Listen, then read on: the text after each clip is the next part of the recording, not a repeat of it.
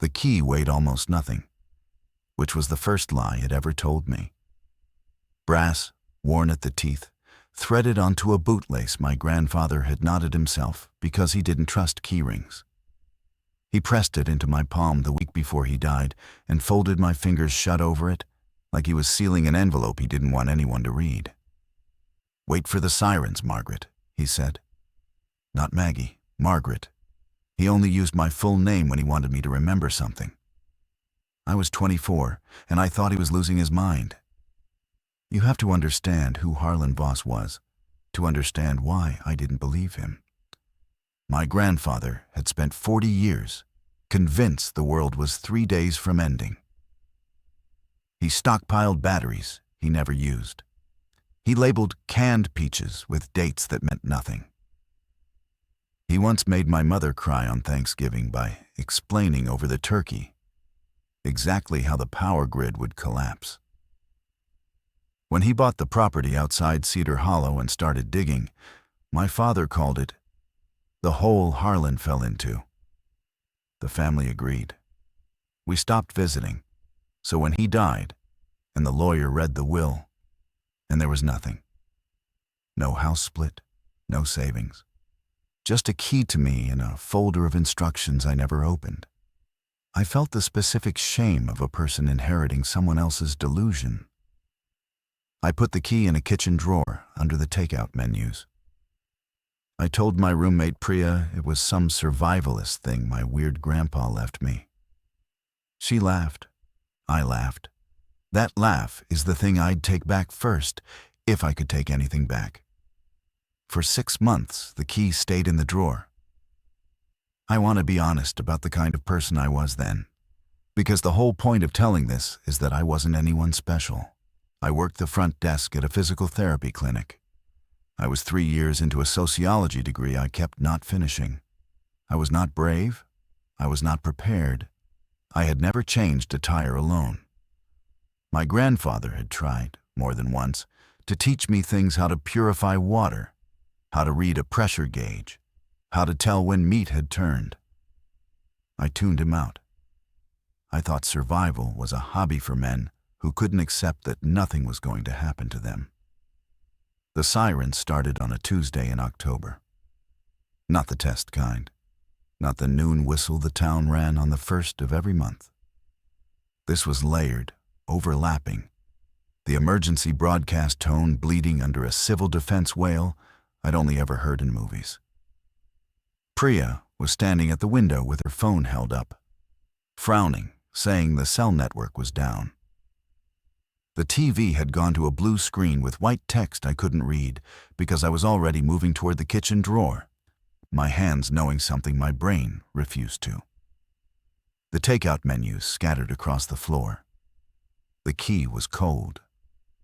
I remember the exact moment my whole body understood that Harlan Voss had not been crazy. It wasn't fear, not yet. It was a worse feeling, the vertigo of an entire life's worth of judgments capsizing at once.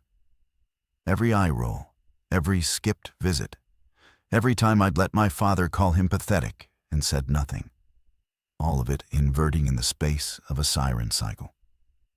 "Maggie," Priya said. Her voice had changed. "There's people in the street. They're not walking right." I didn't go to the window. I couldn't afford to. Some animal part of me had already done the math the way Harlan would have wanted, and the math said, the window is a luxury. The key is the instruction. Move. I grabbed my jacket. I grabbed the folder I'd never opened. I grabbed Priya's wrist.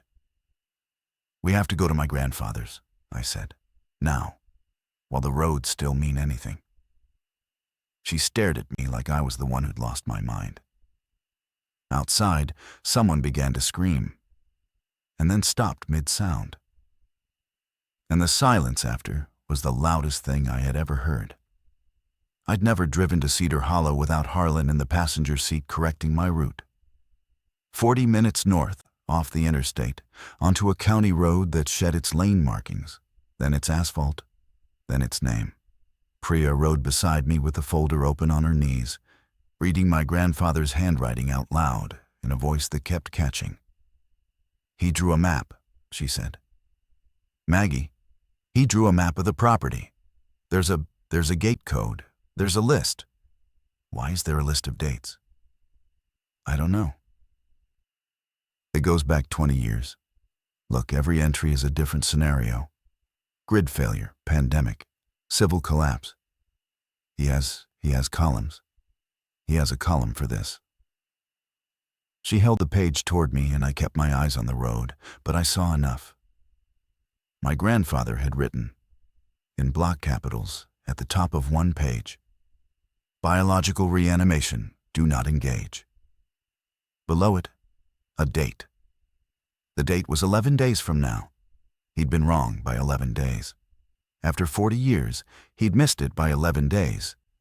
And the smallness of that error was somehow more terrifying than if he'd been exactly right. The first time I saw one up close was at the gas station outside Cedar Hollow, the one with the hand-painted sign Harlan used to stop at for terrible coffee.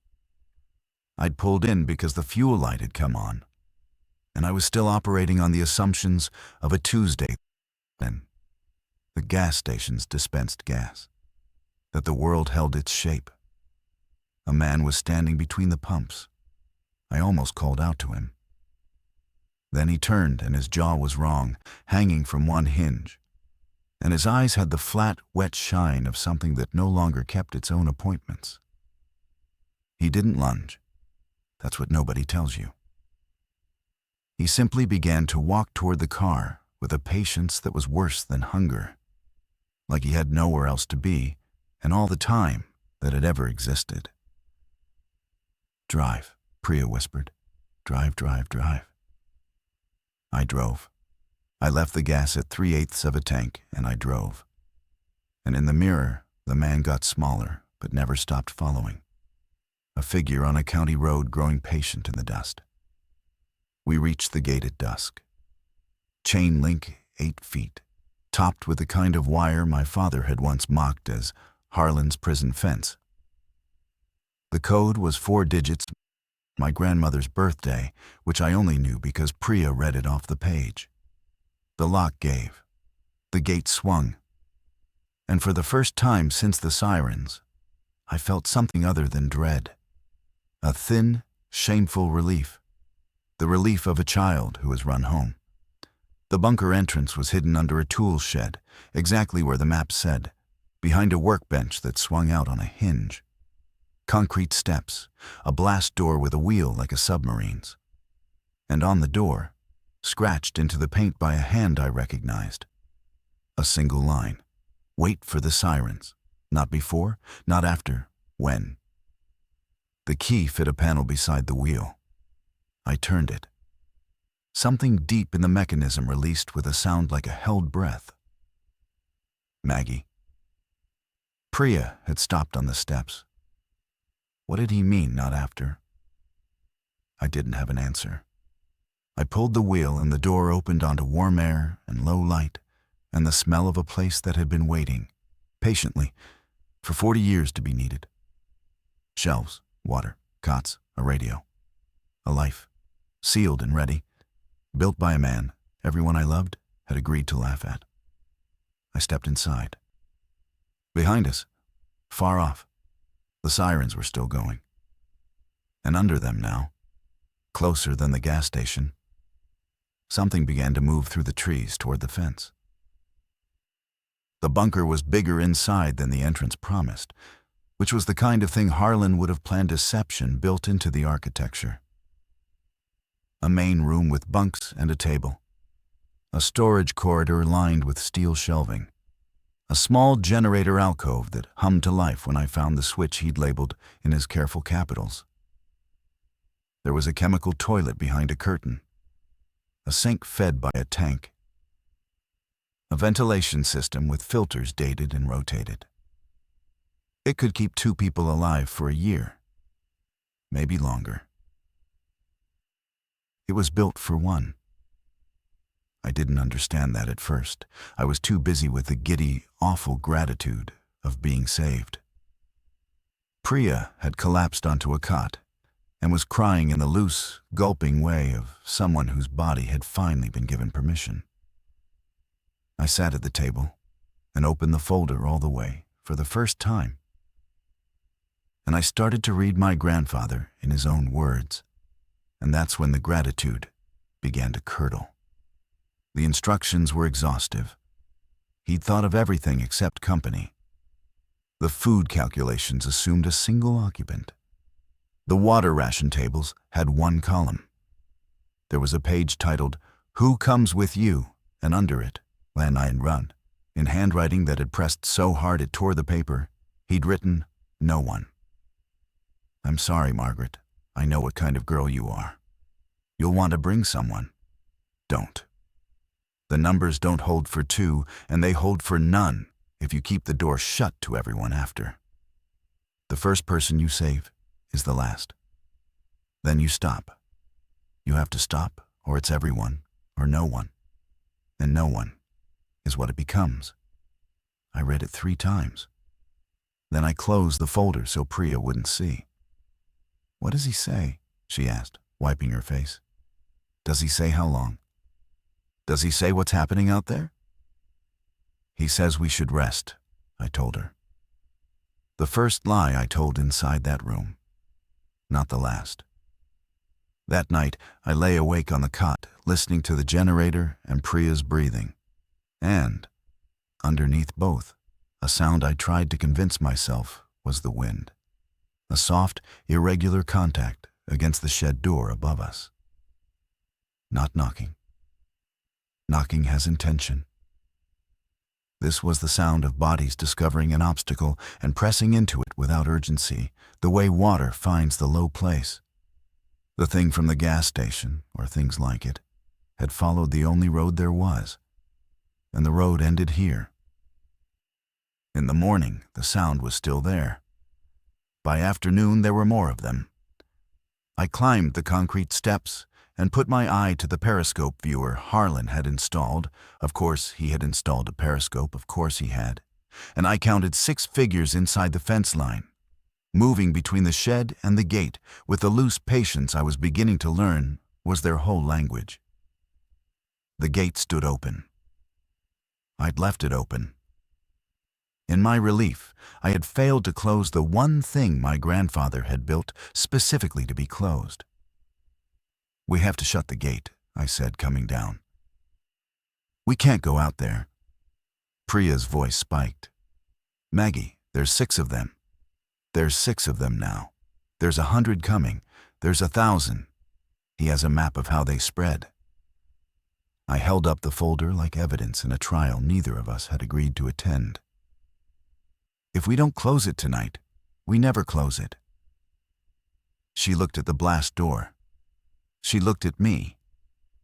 And I watched something in her face do the same capsizing my whole life had done at the kitchen drawer, the moment a person realizes the rules have changed, and the only choices left are bad ones.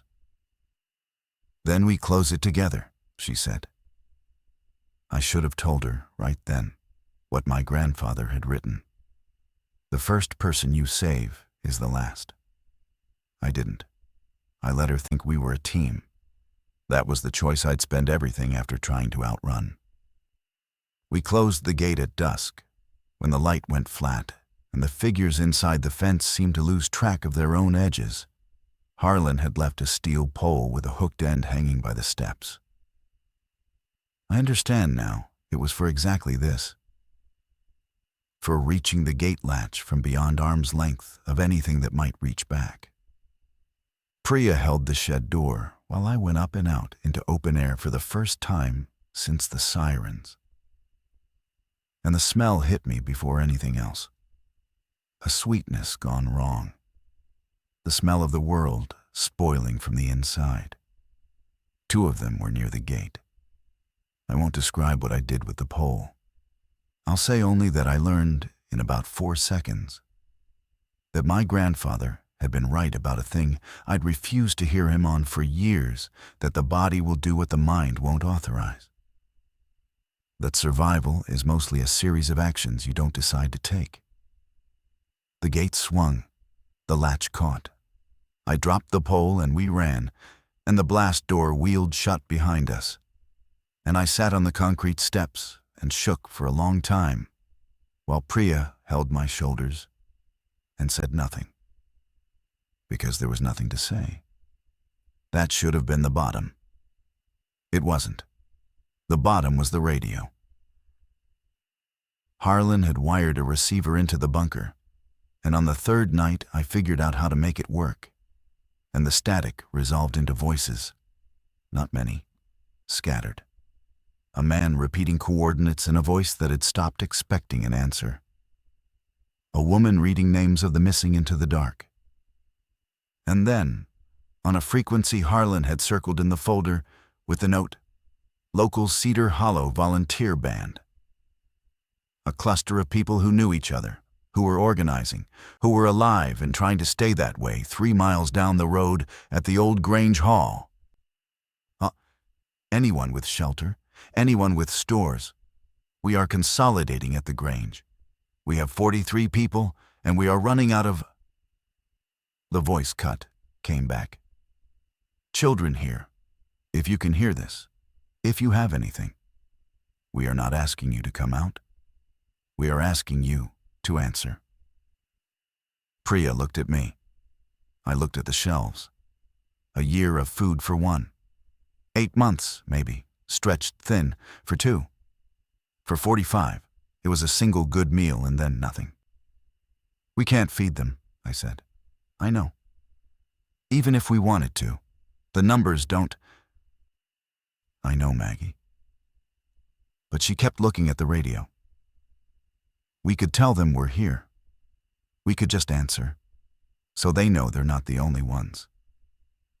And here is the thing I have to confess. Because the whole reason I'm telling this is that I learned what I was made of in that bunker. And it wasn't what I'd hoped. I did not want to answer. Not because of the food, because answering meant becoming findable. Answering meant that when the Grange ran out, and it would, Harlan's own map said the consolidation points were the first to fall. 45 desperate people would know there was a sealed room full of supplies 3 miles north, and they would come, and I would have to decide all over again whether to open the door. And I already knew, with a shame that has never fully left me, that I didn't trust myself to choose right. So I lied a third time. The transmitter's broken, I told Priya. He's got a receiver but no way to send. She believed me. I'd checked. It worked fine. I had simply decided, sitting in my dead grandfather's bunker, that I would let 43 people and their children believe they were alone in the dark rather than risk the consequences of being known. I told myself it was the math. It was Harlan's math. The first person you save is the last. But Harlan had written that to a granddaughter he assumed would come alone. I hadn't. I'd already broken his first rule. And every rule I kept after that was just me hiding behind the one I'd already shattered, using a dead man's pen to sign my own cowardice. Priya found out about the transmitter on the 9th day. It happened the way these things happen, not through confrontation, but through a small mechanical truth refusing to stay buried. She'd been studying the radio to keep her hands busy, reading the manual Harlan had taped inside the cabinet. And she keyed the transmit toggle the way the diagram showed. And the meter jumped, and the carrier light came on green, and her whole face changed in the green of it. "It sends," she said.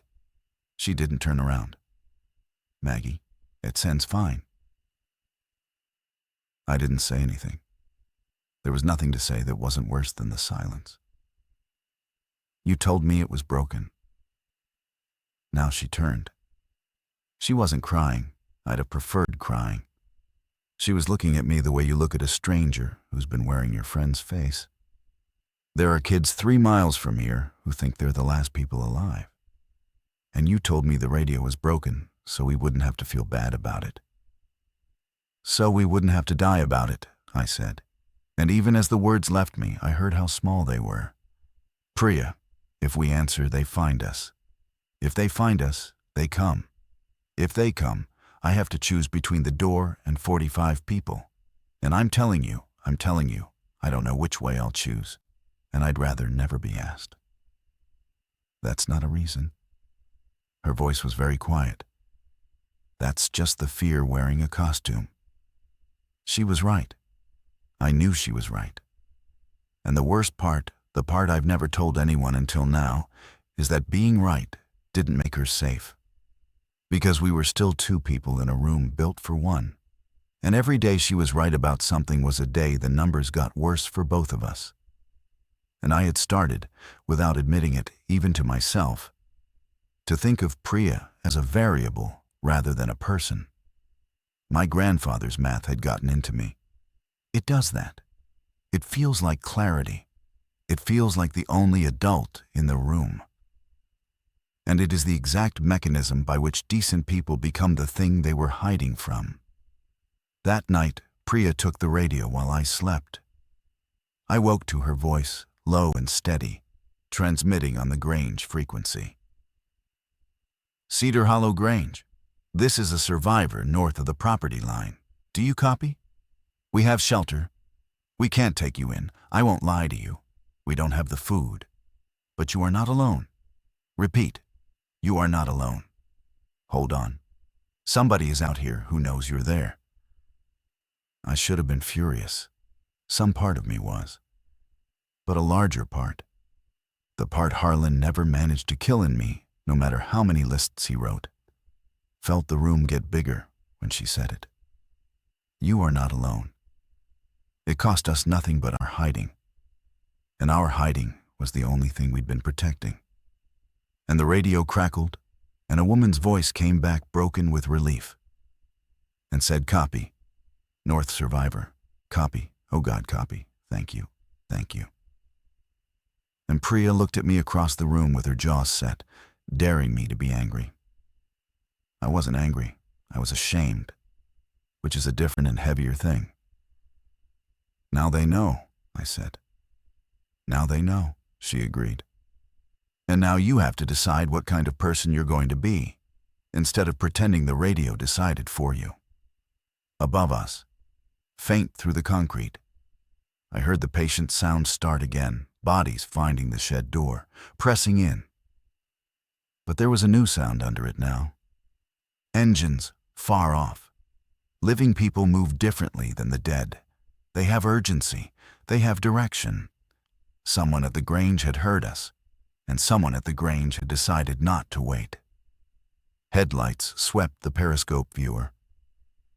The decision Harlan had begged me to avoid was 3 miles out and closing, and I had run out of door to hide behind. The truck reached the gate an hour before dawn. I watched it through the periscope, an old farm flatbed. 2 people in the cab, 3 in the back with hunting rifles, all of them moving with the jerky alertness of the recently terrified. They didn't try to ram the gate. They sat outside it, engine running. And the woman who'd answered Priya on the radio cupped her hands and called my grandfather's name. Not my name, his. "Harlan," she called. "Harlan Voss. Are you in there? It's Dot Renner from the feed store, Harlan. If that's you, we need to talk. We've got children, Harlan." I went cold all the way through. Because it meant the Grange knew about this place. It meant my grandfather, the man everyone laughed at, had not been the hermit we all believed. He'd talked to these people. He'd been known here. And the way Dot Renner said his name with hope, with a particular trust you only extend to someone who's earned it, told me everything about who Harlan had been when he wasn't being the family embarrassment. I climbed down. Priya was already at the door. "Don't open it," I said, and hated myself for saying it, and said it anyway. "Priya, the dead followed that truck. Look." I gestured at the viewer. She looked. Behind the flatbed, drawn by the engine and the voices, a loose crowd of figures was emerging from the tree line along the road. Not 6 now, not a dozen, 40, 50, the patient flood my grandfather's maps had promised. If we open the gate to let them in, we open it to everything behind them. That's not fear. That's just true. So what do we do? Priya's voice cracked. Let Renner get torn apart at the gate while we watch through a periscope. Is that the math? Is that what Harlan wanted? And that question is that what Harlan wanted is the hinge the whole rest of my life turned on. Because I didn't actually know, I'd assumed. I'd read Do Not Engage and Who Comes With You and No One, I'm sorry. And I'd built a fortress of cowardice out of a dead man's words, without ever asking whether I'd understood them. So I went back to the folder. I tore through it while Dot called my grandfather's name, and the dead closed the distance, and Priya stood at the door with her hand on the wheel. And near the back, behind the ration tables, behind the filter rotation schedules, I found a page I'd skipped because it had no heading, and I'd assumed it was a draft. It said, Margaret. If you were reading the other pages and following them like rules, stop. I wrote the numbers cold because someone had to. But numbers aren't the instruction. The instruction is, wait for the sirens, then open your eyes. I built this for one because I only had one of you to save. But a bunker that saves one selfish person isn't a refuge. It's a grave with good ventilation. I spent 40 years getting ready to keep people out. Don't be me. Be better than the man who taught you the math. The door is a tool. You decide what it's for. I read it out loud. My voice shook. Priya was crying now. Finally, and so was I. And outside, Renner had stopped calling and started praying because the dead had reached the truck. He didn't want us to hide, I said. He wanted us to choose. He just couldn't tell me which way because he didn't know either. Then choose, Priya said. I looked at the wheel. I looked at the rifle Harlan had left racked by the door, oiled, loaded, dated. And for the first time since the kitchen drawer, I stopped waiting to be told.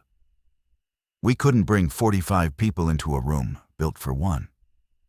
That math was real. No act of conscience dissolves a ration table. But the choice had never actually been open the door to everyone versus open it to no one. That was the trap of Harlan's cold arithmetic. The binary that let cowardice feel like rigor. There was a third thing, and I found it the way you find most true things. By being forced to. I took the rifle. Priya took the hooked pole. We went up through the shed into the gray pre-dawn, and we did not open the gate. We did something harder. We made noise on the wrong side of it. The dead, I'd learned, followed sound and movement with that terrible patience, and patience can be aimed. I fired 3 rounds into the air away from the truck, toward the empty east field. And the crowd of figures at the flatbed turned as one body, slow, like a field of wheat bending in a single wind, and began to drift toward us, toward the fence, toward the bunker, away from Renner and her children and her old farm truck. Go! I screamed at the gate, at at the headlights. Back up the road. Now while they're turned, go! The truck's engine roared. The flatbed reversed in a spray of gravel, swung wide, and ran for the county road. And the dead came to us instead. Drawn by the gunfire, pressing into the chain-link fence Harlan had built 8 feet high and topped with wire that my father had mocked and that now held, groaning, against 50 bodies that did not know to climb. We got back inside as the fence took the weight. The blast door wheeled shut. And in the ringing quiet, I understood what my grandfather's fortress was actually for. Not to keep us alive while others died. To be the loud, fixed, fortified point that could draw the dead and hold them, so the living could move. A magnet, not a vault. A sacrifice of safety, paid in noise, so that a truck full of children could reach a road. They got away, Priya said at the viewer. "Maggie, the truck got away." I sat down on the steps. My hands had stopped shaking, which surprised me. There's a calm on the far side of a decision that I'd never felt before because I'd spent my whole life refusing to decide anything. Harlan had tried to give it to me a dozen times.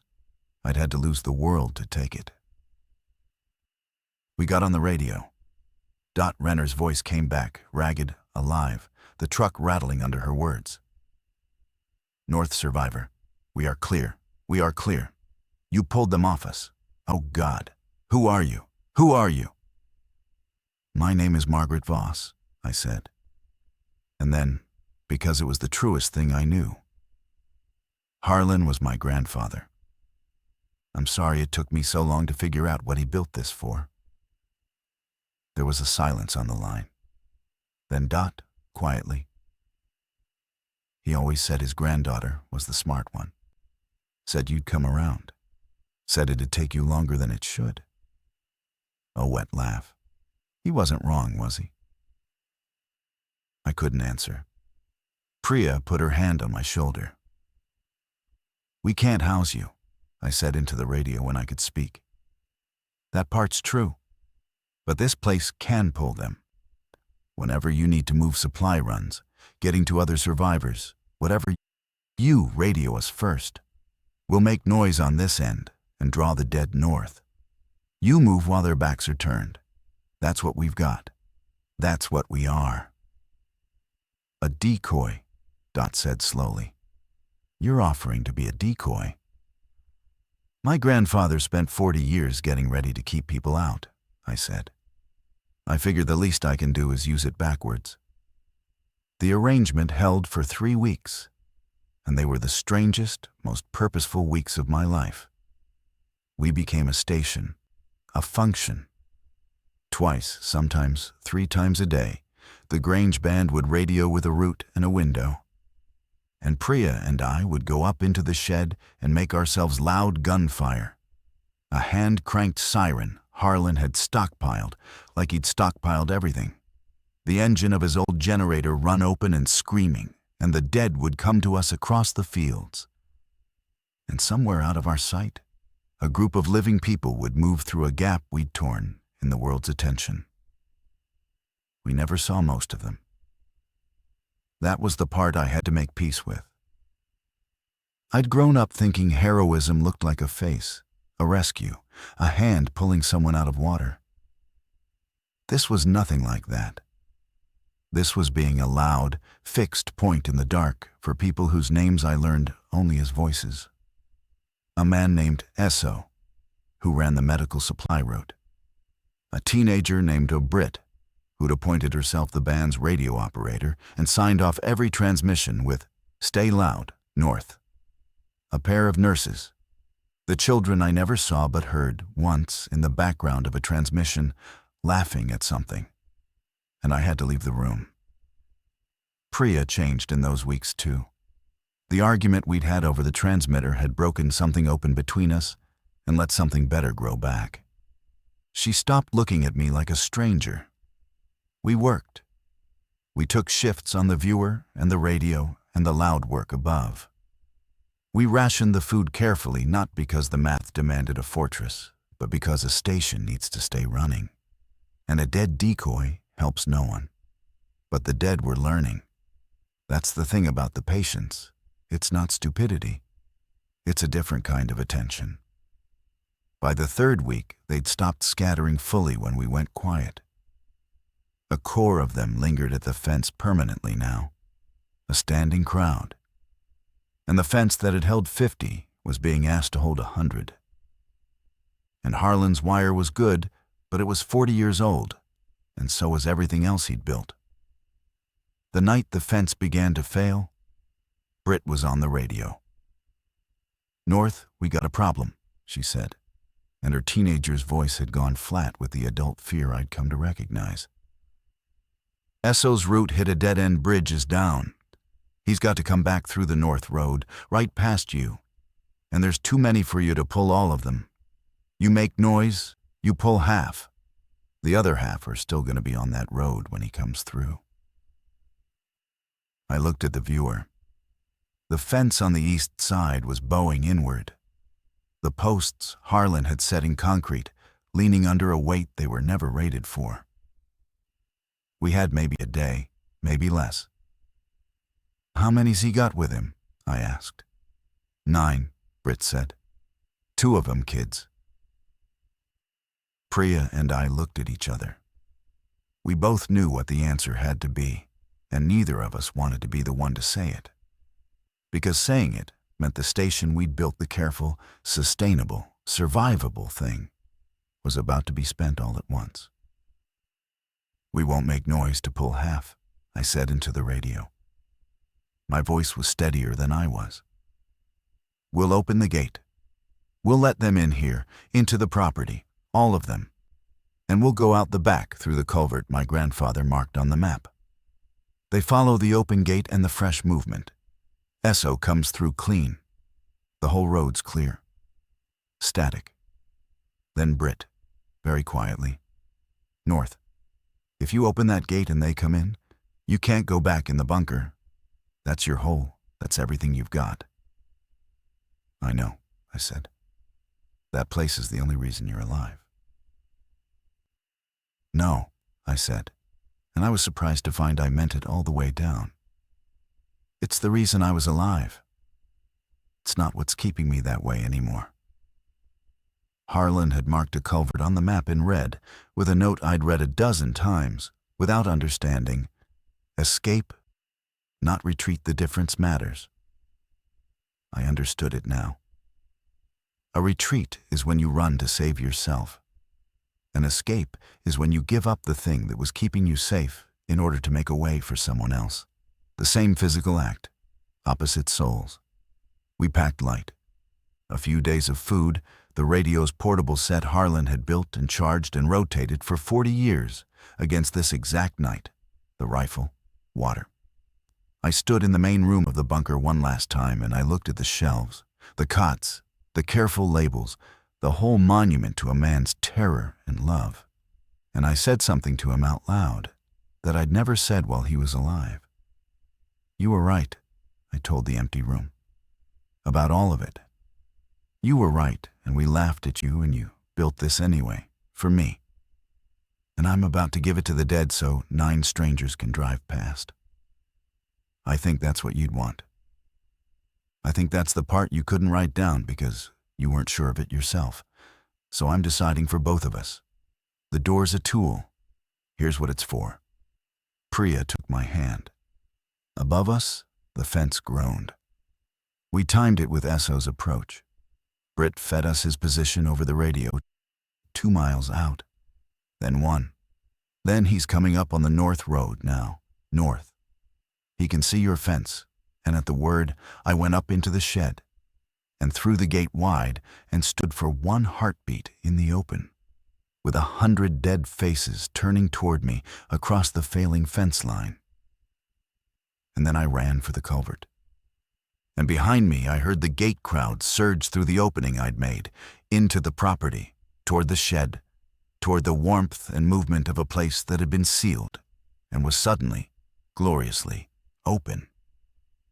They poured in, the whole standing flood of them, drawn by the open mouth of the thing they'd been pressing against for weeks. And the north road, I learned this later, from Esso himself. His voice breaking on the radio, the north road went empty, just emptied, like a tide pulling back, as every dead thing in the area funneled toward my grandfather's bunker. Esso drove 9 people, 2 of them children, past a fence line that should have killed them all, and saw not one of the dead, because they were all behind him, climbing down into a hole in the ground after a granddaughter who'd already gone out the back. Priya and I came up out of the culvert in the east field as the sun came up. Behind us, the bunker was gone, not destroyed, just taken, occupied. The most fortified place for 30 miles, now a sealed tomb full of the patient dead. Exactly the grave with good ventilation Harlan had warned me not to make of it. Except I'd made it for the right reason, and the difference was everything.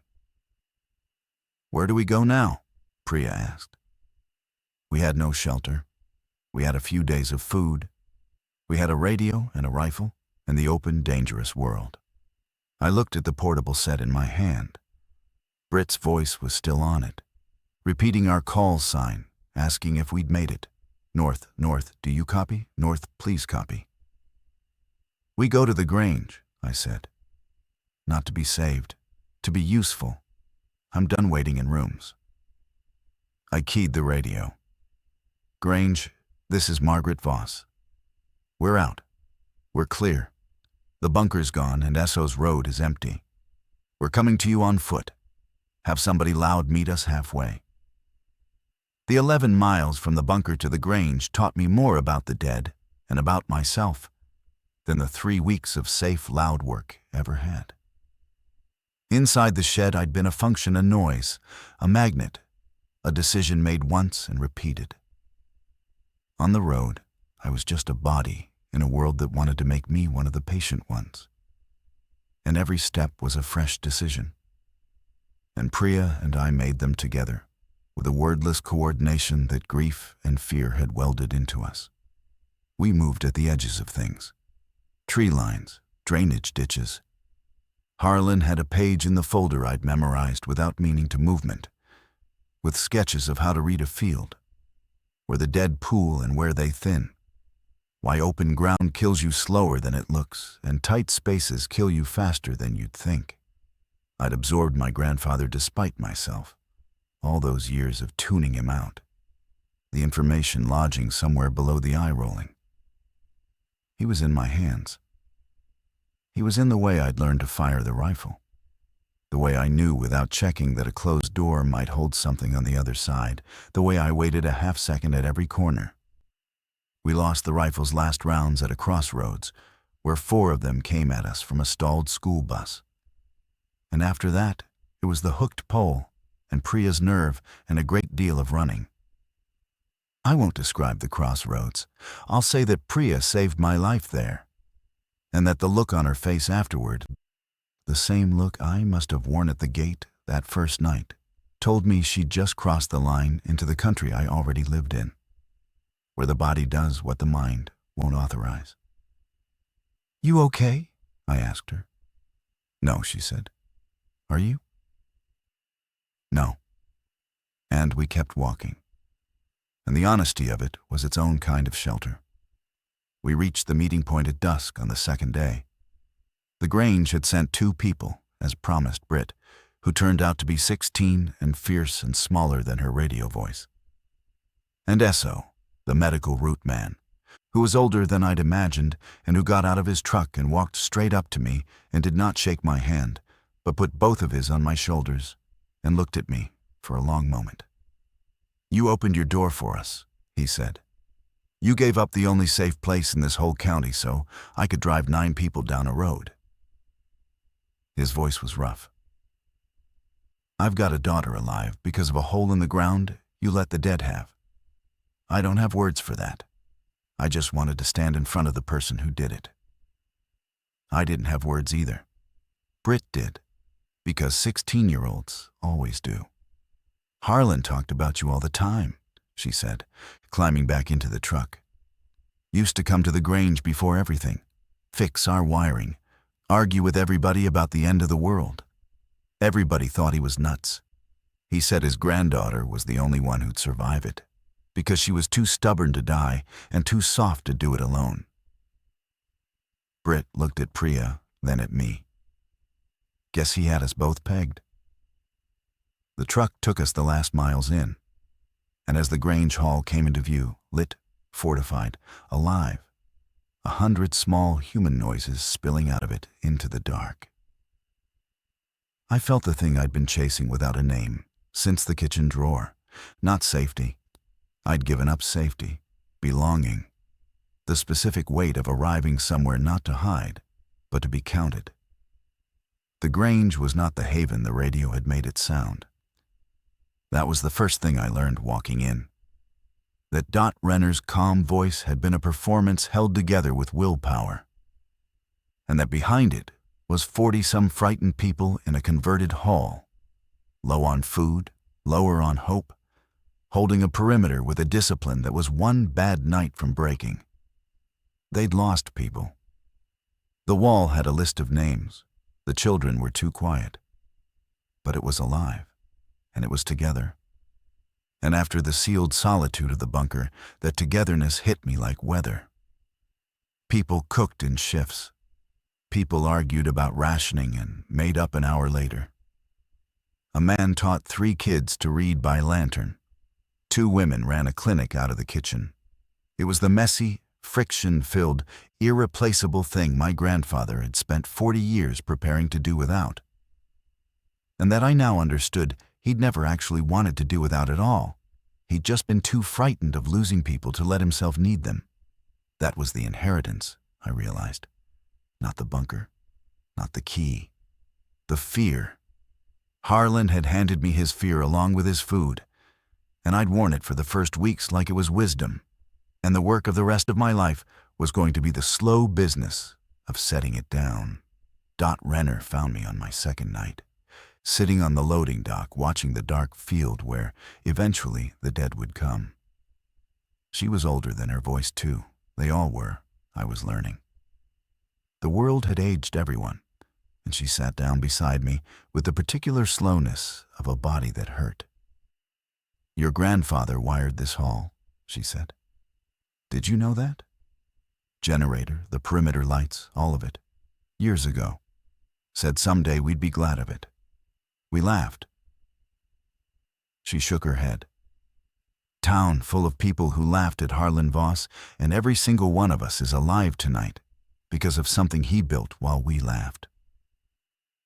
"He left me a page," I said, "telling me not to be him, not to spend my life keeping people out." "That sounds like him. The late version of him, anyway." Dot was quiet a moment. "He changed, the last couple years. Started coming around more. Started, I don't know, trying to be part of something instead of just surviving it. I think he was practicing. For you. For when he'd be gone and you'd have to decide whether to be the man he was or the man he was trying to become." I sat with that. Out in the field, far off, I saw the first slow movement of the patient dead, drawn by the lights, beginning their nightly pilgrimage toward the only warm thing for miles. "They're coming," I said. "They come every night," Dot said. "The lights pull them.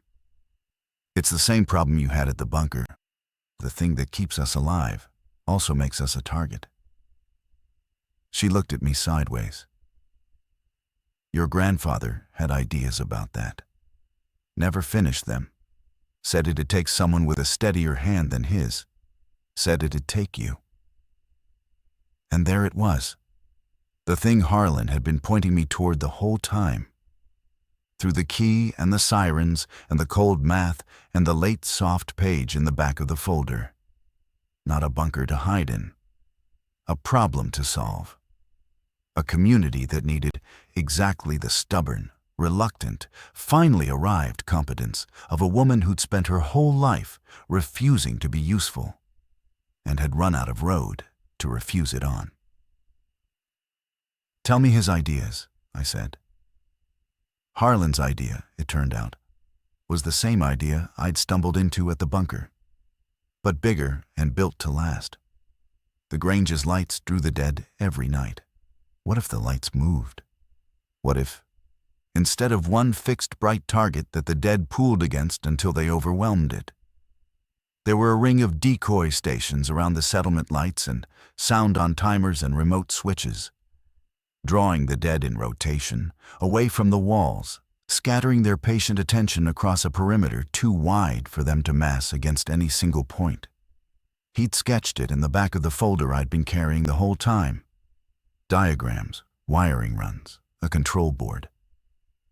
The handwriting got messier toward the end, the ideas outrunning the hand.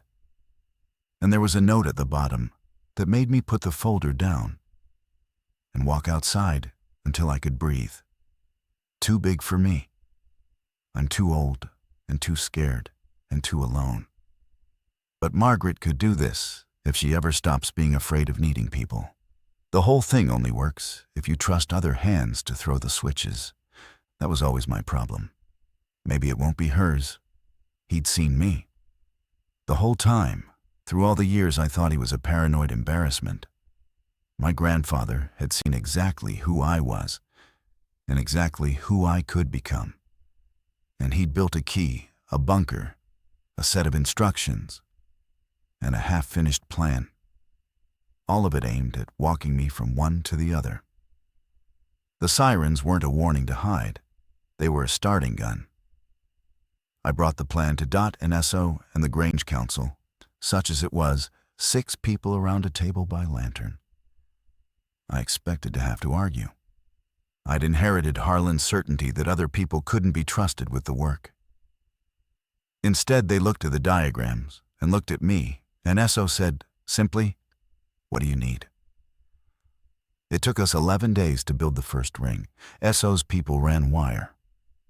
Britt mapped the switch rotations on the radio band so the stations could be triggered from inside the walls. Priya, who'd never held a tool before the sirens, turned out to have a precise, patient hand for the fiddly work of timers and relays, and she and I worked side by side stripping wire by lantern light. 2 front desk and roommate civilians becoming, by necessity, the engineers of a thing that would keep 100 people alive. The night we switched the ring on for the first time, the whole Grange came out to watch. The dead massed in the field, drawn by the hall lights as always, and then the first decoy station fired 300 yards east, light and a hand-cranked wail, and the field turned, the patient flood bending toward it. Then the east station went dark, and the south one woke, and the flood bent again, confused, splitting, the single overwhelming mass breaking into scattered wandering pieces, chasing lights that kept moving, kept dying, kept reappearing somewhere else. The wall, for the first time in weeks, had nothing pressing against it. Somebody started crying. Then somebody started laughing. Britt, on the radio inside, was calling the rotation like a square dance, east down, south up, west in 30. And Esso had his arm around his daughter. And Dot Renner was looking at me across the lantern light, with an expression I'd only ever seen aimed at my grandfather. Back before I'd learned what it meant, I didn't feel like a hero. I want to be clear about that, because this is a confession and not a legend. I felt like a person who had finally, 11 days and a dead grandfather and a lost bunker too late, done the obvious thing. The thing he'd been asking me to do since the kitchen drawer. The thing I'd been too afraid of needing people to do. We lost 2 people building the second ring. I won't pretend the moving light system made the Grange safe. Nothing made anything safe. That word had died with the old world, but it made us survivable. And survivable was a country we could live in. The dead still came. The dead always came. But now they came confused, scattered, chasing a ring of lies my grandfather had dreamed and I had built. And the walls held, and the children got a little louder, and the list of names on the wall stopped growing as fast. I became, without ever deciding to, the person people came to. Not a leader. Dot was that, with her steady voice and her town elder's memory of who could be trusted with what. I was something more specific. I was the one who understood the rings, who could read Harlan's diagrams, who knew how to make the dead go where you needed them instead of where they wanted to be. I'd spent my whole life refusing to inherit my grandfather's obsession, and I'd inherited it anyway, all of it, just bent toward a purpose he'd only managed to imagine. Priya and I never talked much about the transmitter, about the days I'd lied, about the version of me that had wanted to stay hidden while children starved 3 miles away. We didn't need to. She'd watched me become someone else, and she'd had a hand in making it happen. And the friendship that came out the far side of all that was the realest thing I had. One night, on the loading dock, watching the rings turn the field into a maze of moving light, she said the only thing about it that ever needed saying. "You know, the worst version of you almost won," she said. "Back in the bunker, the one who broke the radio." I know. I'm not saying it to make you feel bad. I'm saying it because I want you to remember her. The scared one. Because she's still in there.